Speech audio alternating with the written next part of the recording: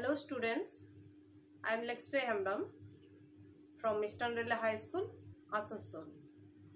Today we will be studying about the form of power sharing. As you know that the idea of power sharing has emerged in opposition to the notion of undivided political power, and therefore this is the reason for believing that all power of government must reside in one person or a group of people so that it is possible to take quick decisions and enforce them.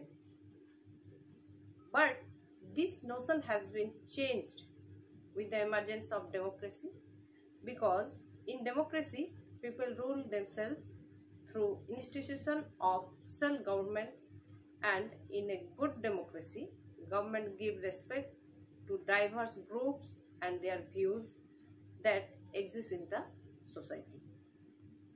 That means everyone has a voice in the shaping of public policies, and that is the reason democratic political power should be distributed among as many citizens as possible.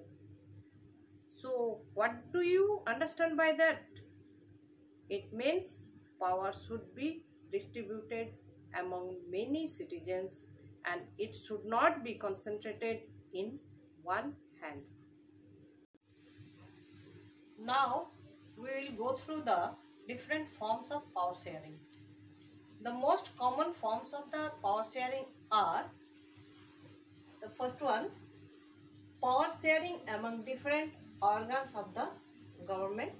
Second, power sharing among different levels of the government. Power sharing among various social groups. Fourth, power sharing among different political parties and movements group. Let us see the power sharing among different organs of the government. As you have seen last year, there are 3 organs of the government, such as legislative, executive and judiciary. Legislative. It is concerned with passing the laws, controlling the finance of state and delivering on matter of public importance. Simply, you can say legislature is the law maker. Executive. This implements the policies of the government and execute the rules made by legislature bodies. Judiciary. The judiciary concerned with the interpretation of the laws and has the power to punish those who commit crimes or break the laws. All the 3 organs of the government have the same power, and that is the reason it is known as the horizontal distribution of power, because it allows different organs of the government placed at the same level to exercise different powers.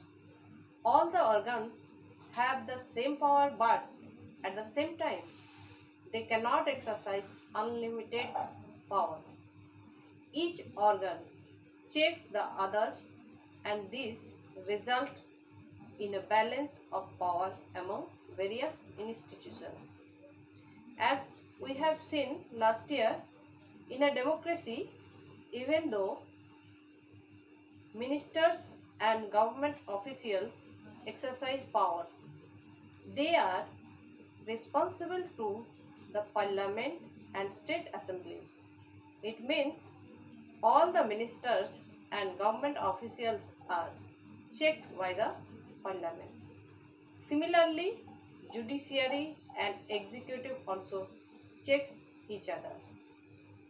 That's why this arrangement is called a system of check and balances.